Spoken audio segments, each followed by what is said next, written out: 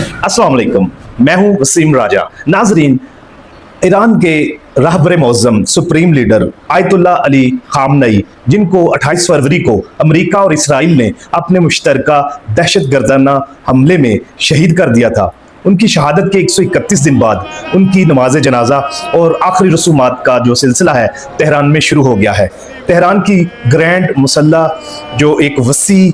और बड़ी जो एक फैसिलिटी है अवामी इज्तिमात के लिए, उसको खोल दिया गया है और सुप्रीम लीडर का जो कफन है उधर रख दिया गया है। आम आवाम उनका दीदार कर रही है और सबसे बढ़कर ये रिपोर्ट्स हैं कि 2 करोड़ तक लोग उनकी जो आखिरी रसूमात में शामिल होंगे। पूरी दुनिया के 100 ममालिक में से जो डेलीगेशंस हैं वो भी वहाँ पहुँच चुके हैं और पाकिस्तान की तरफ से सबसे बड़ा और सबसे जो है नेक्स्ट हायर लेवल का जो डेलीगेशन ईरान पहुँचा है इस तज़ियती इज्तिमा में शामिल होने के लिए। पाकिस्तान के फील्ड मार्शल आसिम मुनीर, पाकिस्तान के वज़ीर आज़म जनाब शहबाज शरीफ, जो interior minister Mohsin Naqvi, peoples party के चेयरमैन बिलावल भुट्टो और सिंध के वज़ीर आला जो मुराद अली शाह हैं, वो इस इज्तिमा में शामिल हुए हैं और उन्होंने जो है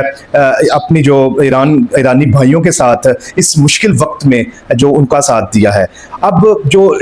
सुप्रीम लीडर की जो कफन है वो तेहरान से जो ईरान के दूसरे शहर जो कुम में लेकर जाया जाएगा, जो कि एक बड़ी अहमियत रखता है। कुम के बाद जो नजफ और करबला जो कि इराक के शहर हैं, वहाँ जो सुप्रीम लीडर की डेड बॉडी को लेकर जाया जाएगा, वहाँ जो शिया अक्सरियत जो लोग हैं मानने वाले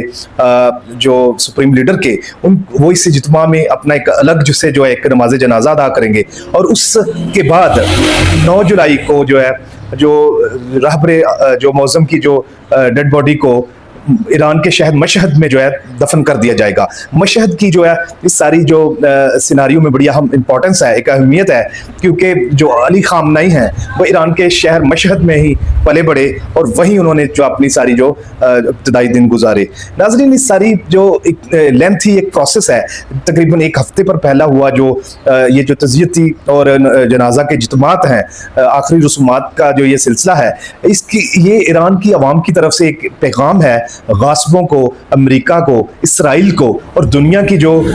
दूसरी कुव्वतें हैं जो इस्लाम के खिलाफ हैं, ईरान के खिलाफ हैं, मुसलमानों के खिलाफ हैं, वो ये ईरान के अवाम उनको ये मैसेज दे रहे हैं कि ईरान के अंदर जो हज़रत इमाम हुसैन रज़ी अल्लाह अन्हा को मानने वाले हैं, उनका एक ही सबक है जो उन्होंने वाक़या करबला से सीखा था कि स्पीक ट्रुथ टू पावर। जाबर सुल्तान के सामने कलमा हक कहना असल जहाद है। जिस तरह ईरान ने अमेरिका के आंखों में आंखें डालकर, चाहे वो सिफारती मैदान हो, अस्करी मैदान हो, मिलिट्री हो, नेवल जो कॉन्टेस्ट हो, इंटेलिजेंस का मुकाबला हो, जो या मिसाइल्स का एक्सचेंज हो, हर जो प्लेटफॉर्म में, हर जंगी थिएटर पर ईरान ने अमेरिका को, इसराइल को जो है नाको चने चुभवाए और पूरी मुस्लिम उम्मा को ये रियलाइज़ करवाया कि जो ईरान का जो एक नज़रिया है, जो उनके जो अकायद हैं, वो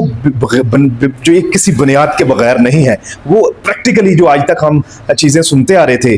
दूसरे जो यूएई के हुक्मरानों ने जिस तरह और सऊदी अरबिया के हुक्मरानों ने जिस तरह मुसलमानों को लीड करने की कोशिश की, मटेरियल जो फैसिलिटीज़ देकर, दुनियावी जो सहूलतें देकर, लेकिन ईरान ने कहा कि जो अगर आप अपने नज़रिए पे यकीन रखते हैं, अगर आपको अपने जो आइडियोलॉजी पे और आपको अपने आप पे बिलीफ है, तो आप किसी भी बड़ी जो है ताकत का मुकाबला कर सकते हैं, अब किसी भी तूफान से टकरा सकते हैं। दूसरी तरफ पाकिस्तान में आज़ाद कश्मीर की सिचुएशन देखते हैं, जहां अवामी एक्शन कमेटी के सरबराह सुरखेल जो शौकत मीर है, उनको फाइनली गिरफ्तार कर लिया गया है। याद रहे कि उनकी जो गिरफ्तारी पर जो इंफॉर्मेशन शेयर करने के लिए, सहूलत मुहैया करने के लिए 1 करोड़ का नाम था, लेकिन इंटेलिजेंस एजेंसीज ने, पुलिस ने उनको एक जंगल से गिरफ्तार किया जब वो किसी इज्तिमा में एहतजाजी जो धरने में शिरकत करने की कोशिश कर रहे थे। अब उनको गिरफ्तार करने के बाद एक बड़ी इंटरेस्टिंग सिचुएशन ये डेवलप हुई है कि आज़ाद कश्मीर की पुलिस ने कहा है कि वो हमारी तहवील में नहीं है, हमने उनको गिरफ्तार नहीं किया। ये सब जो है झूठी खबरें हैं, लेकिन लगता यही है कि he has been made missing person, उनको एक मिसिंग पर्सन बना दिया गया है। अब जो आप इस सारी सिचुएशन में देखेंगे कि आज़ाद कश्मीर, जहाँ स्टेट को बड़ा केयरफुल रहने की ज़रूरत थी, जहाँ के लोगों لوگوں کو اسٹیٹ کو چاہیے تھا کہ ان سے ڈائلاگ کرتی, ٹیبل ٹاک کرتی, ان کو سینے سے لگاتی. یہ وہ درس ہے, وہ میسج ہے جو وہ دنیا کو دیتے ہیں, اسرائیل اور امریکہ کو, ایران کو, مڈل ایسٹ میں وہ بات کرتے ہیں کہ یہ سارے وائلنس کا, وار کا جو حل ہے وہ ٹیبل ٹاک میں ہے, ڈپلومیسی میں ہے, بات چیت میں ہے. لیکن اپنے گھر میں they don't get their own house in order. اپنے گھر میں وہ جو ہے بات چیت پہ یقین نہیں رکھتے, وہاں وہ طاقت پہ یقین رکھتے ہیں, فورس کا استعمال کرتے ہیں, فیئر کا یوز کرتے ہیں. جس کی ایک اور بڑی اگزامپل جو آپ نے پنجاب میں ابھی دیکھی, ایک ناکام جو کوشش تھی پنجاب حکومت کی, جب اسمبلی میں بل پاس کیا گیا habitual offenders and anti social behaviour کے نام سے, جو ہمیں ایک کلونیل دور کی یاد دلاتا ہے, انگریز دور کے لا کی یاد دلاتا ہے, جب 1917-18 میں اسی طرح کا ایک بل اور ایک قانون ہوا کرتا تھا جو لوگوں کی آواز بند کرنے کے لیے یوز کیا کرتے تھے. کلونیل پاورز, کلونیل ماسٹرز, گورے جو لوکل پاپولیشن کو کیڑا مکوڑا سمجھتے تھے, ان کی بات کو وقت نہیں دیتے تھے, ویٹیج نہیں دیتے تھے, ان کو خاموش کرنے کے لیے ان کے بنیادی حقوق سلب کر کے ان کو طاقت کے زور پر جو ہے مارا پیٹا جاتا تھا, تشدد کیا جاتا تھا, جیل بھیج دیا جاتا تھا. تو اسی طرح کا ایک قانون 1959 میں ایوب دور میں بھی تھا جو کہ گنڈا ایکٹ 1959. تو اسی پرانی شراب کو نئی بوتل میں بند کر کے پنجاب میں بھی لایا گیا. جب اس کو پنجاب اسمبلی میں پیش کیا گیا تو نون لیگ کے اپنے اسپیکر جو انہوں نے کہا کہ مجھے تو اس کا علم نہیں ہے, یہ تو ایک غیر انسانی قانون ہے, یہ تو بنیادی حقوق کے خلاف ہے. تو اب ظاہر ہے چیف منسٹر صاحبہ نے اس کو وقتی طور پہ تو ریویو کے لیے بھیج دیا ہے کہ اس کو مکمل طور پر ریکنسیڈر کر دیا جائے. لیکن جو میں آپ کو پوائنٹ اس میں بتانا چاہتا ہوں کہ جب آپ اس قانون کو پڑھتے ہیں جس میں یہ بتایا گیا ہے کہ اگر آپ کے خلاف ایک سنگل ایف آئی آر بھی موجود ہو, چلان عدالت میں ہو, تو آپ کو ہیبیچول افینڈر جو ہے کنسیڈر کیا جا سکتا ہے, آپ کے بنیادی حقوق سلب کیا جا سکتے ہیں, آپ کی آن لائن پریزنس کو ختم کر دیا جاتا ہے, انٹرنیٹ سے آپ کو ریموو کر دیا جائے گا, آپ کی پراپرٹی کو کانفسکیٹ یا ضبط کیا جا سکتا ہے, آپ کو جو ہے اگر آپ ریپیٹ کرتے ہیں کسی آفینس کو تو آپ کو ایک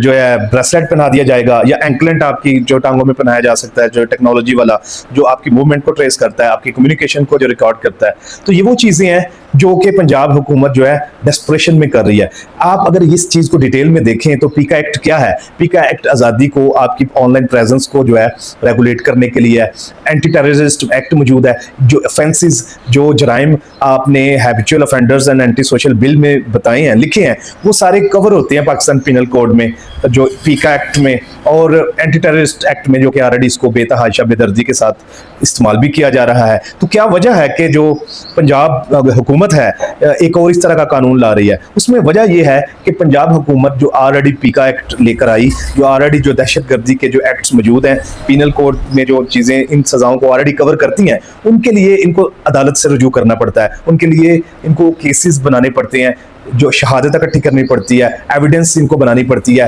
جو کورٹ کا جو ایک ٹرائل جو ہے وہ پروسیس جو ہے ایک وہ دیکھنا پڑتا ہے. لیکن اس سارے سلسلے میں ساری پاورز, سارا جو ایک انیشیشن کا جو پروسیس ہے وہ ایک ان الیکٹڈ اپنے جو ہیں جو پے رول پہ ان کے لوگ جو ہیں assistant commissioners, deputy commissioners, police کے جو لوگ ہیں اور انٹیلیجنس ایجنسیز ہیں جو ان کو یس سر یس میم بولتے ہیں, یہ ان کو دے دیا جائے گا کسی بھی جوڈیشل پروسیس کے بغیر. تو جو آپ کو پتا ہے کہ